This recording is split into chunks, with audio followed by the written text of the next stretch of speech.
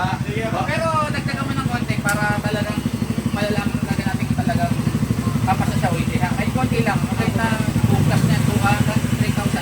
Sige po. I-revolution mo na maayos. Okay na po.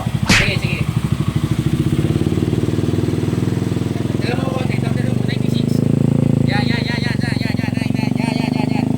Sige, sige pa konti pa. Sige pa. Yan, 90. Op. Pag mataas talaga, mapataas siya ng 100. 4,000 yun. Oh. So, pasado ka ha. Pumano ka ng 98. Kakabahan ka, no?